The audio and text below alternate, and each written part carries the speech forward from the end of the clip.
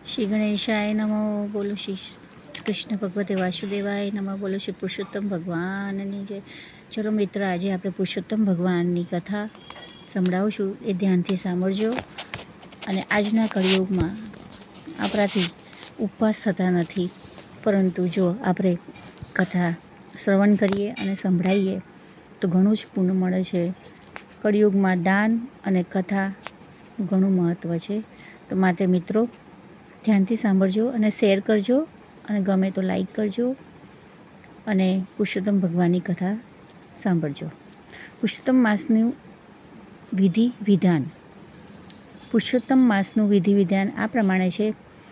સૂત પુરાણી બોલ્યા, હે મુનિ શ્રેષ્ઠો, ધંધર્વાએ વાલ્મીકી ઋષિ પાસેથી પોતાના પૂર્વજન્મનો વૃત્તાંત સાંભળીને પ્રશ્ન કર્યો કે ઋષિવર, મેં પૂર્વજન્મમાં તો આ વ્રત કર્યું હતું, પણ આ જન્મમાં અત્યારે મને તે યાદ નથી.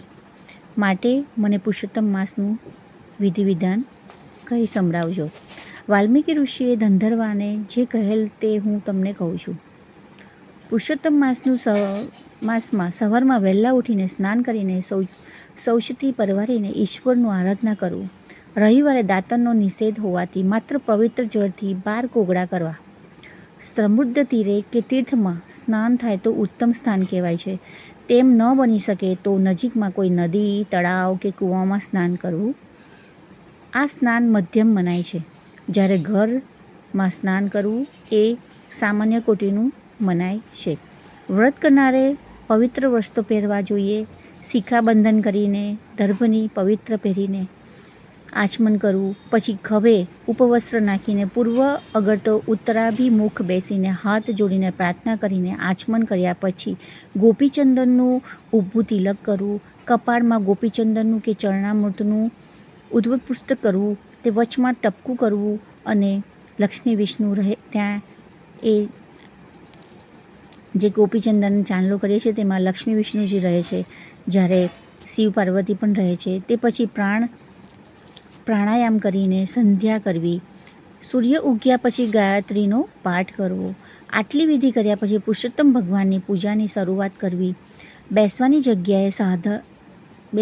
જગ્યાએ ગાયના છાણથી લીંપણ કરવી. તેના ઉપર સોના અને રૂપા, તાંબા કે માટીનો ઘડો મૂકવો, અને આ ઘડામાં ગંગા, ગોદાવરી, કાવેરી અને સરસ્વતી વગેરેનું આહવાન કરીને પૂર્ણ, પુષ્પ, ચંદન, અક્ષત,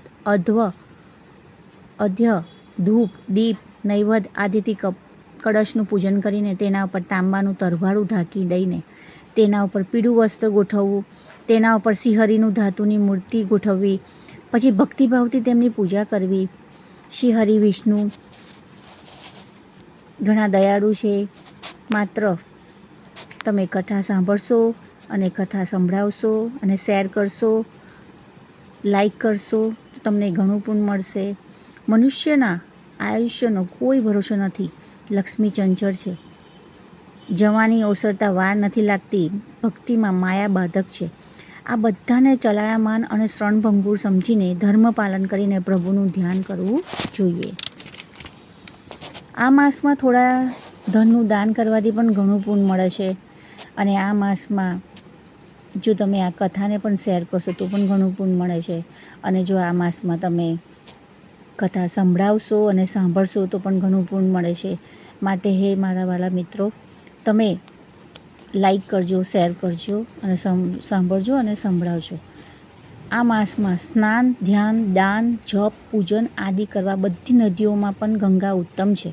વૃક્ષોમાં કલ્પવૃક્ષ, રત્નોમાં ચિંતામણી, ગાયોમાં કામધેનુ, પુરુષમાં રાજા, શાસ્ત્રોમાં વેદ, તેમજ વ્રતો કે પૂર્ણમાં પુરુષોત્તમ માસ જેવો કોઈ ઉત્તમ નથી. બધા વ્રતોમાં પુરુષોત્તમ માસનું વ્રત સર્વોત્તમ ગણાય છે. અને મિત્રો અને દેવો પણ આ વ્રત પુરુષોત્તમ માસનું વ્રત કરે છે. એટલે સમજો કેટલું આ વ્રતનું મહત્ત્વ છે.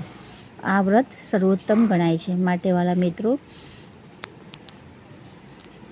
અહીંયા અધ્યાય પુરુષોત્તમ મહાત્માનો પુરુષોત્તમ માસનો વિધિ વિધાન નામનો અધ્યાય 20મો અધ્યાય સંપૂર્ણ કરું છું. અને બોલો શ્રી પુરુષોત્તમ ભગવાનની જય. શ્રી કૃષ્ણ ભગવતે વાસુદેવાય નમઃ. ઓમ નમઃ શિવાય. શિવજી સદા સહાય. ઓમ નમઃ શિવાય. ગુરુજી સદા સહાય. બોલો શ્રી ઉમાપતિ પાર્વતી શિવશંકરની જય હો.